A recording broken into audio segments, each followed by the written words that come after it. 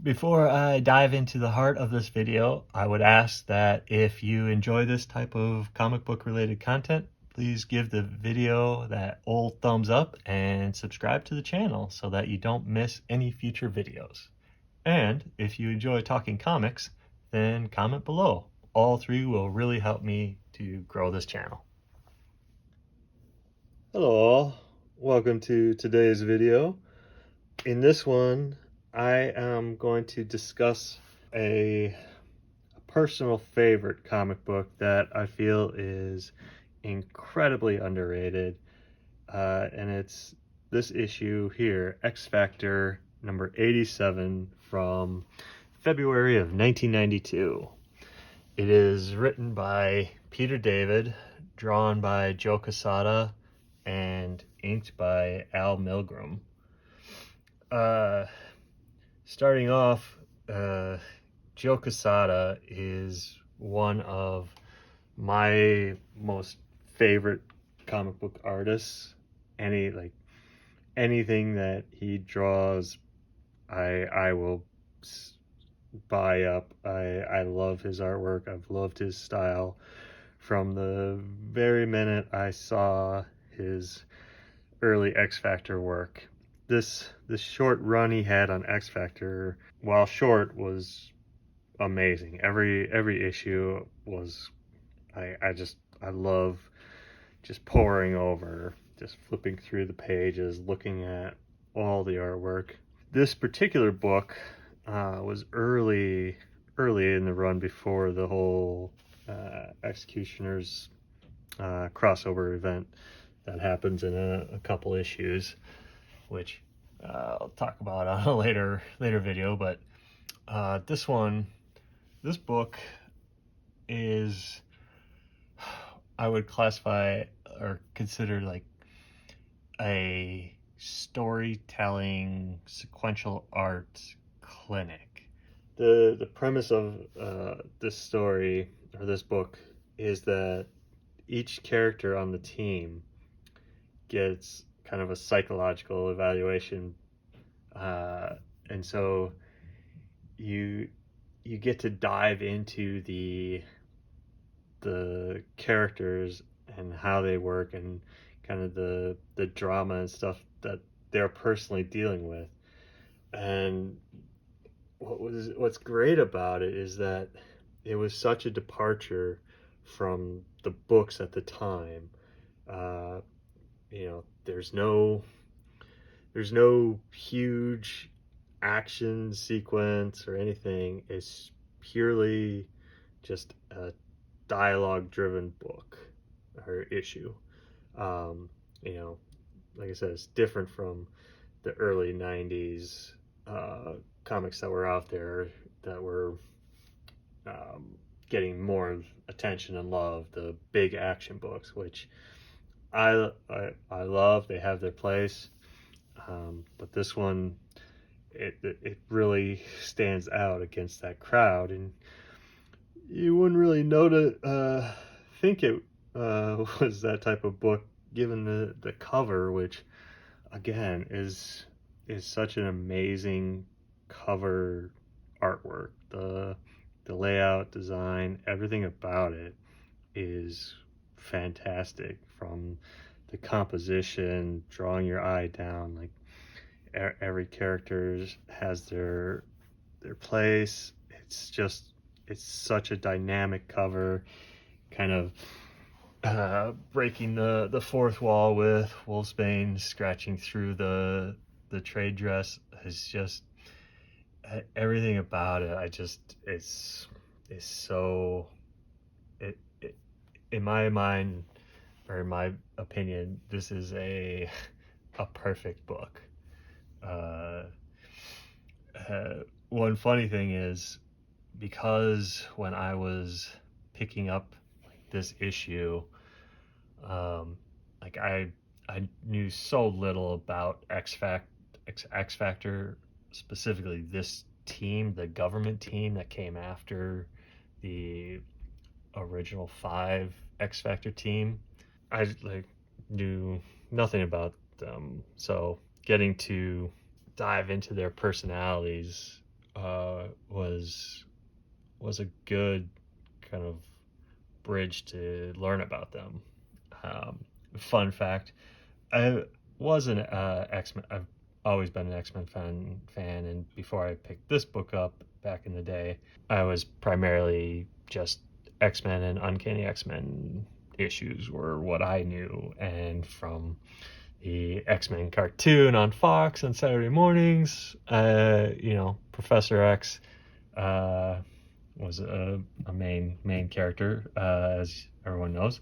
But what was funny about this cover design is this figure in shadow here in the foreground. I, for the longest time, always thought this was Professor X. uh, Even after reading it, it just, I don't know why it just didn't click for the longest time that it wasn't Professor X. You eventually find out at the very end of the issue who is the psychiatrist in the story, which we'll get to. Spoilers, I guess, for what, 30-year-old book at this point. Actually, doing a little research before starting this video, while it's not a major key book, it does have a minor key significance, I guess, and it's that it's the first appearance of X animations, which I'm guessing is referring to the Ren and Stimpification of Ron Wolfsbane. Again, for the longest time I didn't think Joe Quesada did the artwork on these first two pages because it's so different than the rest of the book. I thought it was just another penciler had helped out on these two pages, but that's pretty cool that Joe Quesada was able to do this different style to do the animation style of the characters. Is a play on the Ren and Stimpy cartoon, which I never watched because I don't know, I just didn't, wasn't my cup of tea. But as we get started in the book, it's just, like I said, it's a dialogue driven book, and I kind of consider it, even though he didn't write the book, it would be the Kevin Smith equivalent of a comic book version of like a movie, because he always jokes that all his stuff is very dialogue driven and dialogue heavy, which this book is very much that. But when I talk to other artists who love drawing comic books, this is a book that I always recommend and will give them a copy if I have one available on me at the time, or find one at a convention if I'm there with them. But the pacing of the storytelling is so good. Kind of the equivalent that I can think of would be like The Dark Knight Returns, is when you have all these talking boxes, essentially. There's a tendency when you're telling your story, like, you need to, as the artist, consider just where to put your beats, like how many panels you need to convey the emotion, the action, the drama of a particular scene. So, like I said, this book is just a clinic at doing the pacing of the story, because this could end up being, like, you could very easily end up with a story that just gets bogged down, and honestly it never does. This particular section with Quicksilver is such a, like, eye-opening look into his psychology and who he is as a character and why he is the way he is.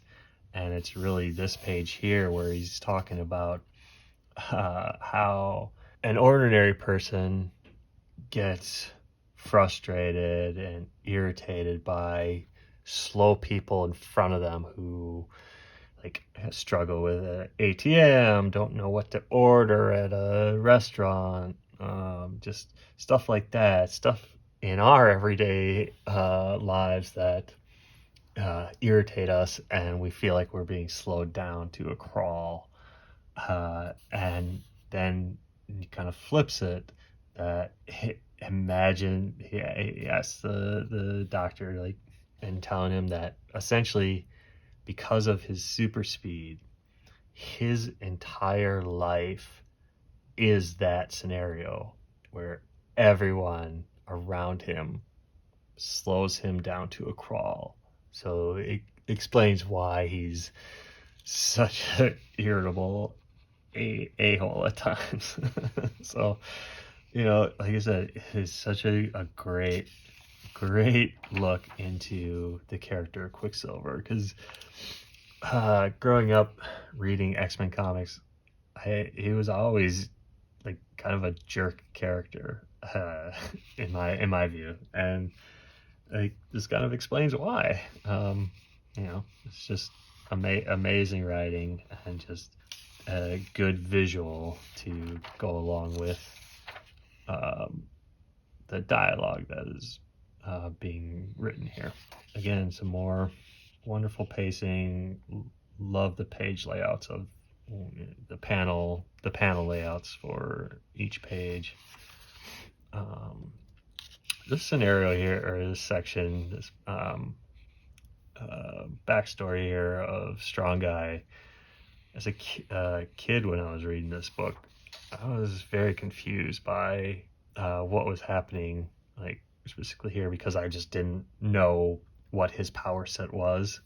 But after the fact, it's a very, very cool sequence that illustrates kind of who he is and how he developed his personality from a young age. Multiple Man.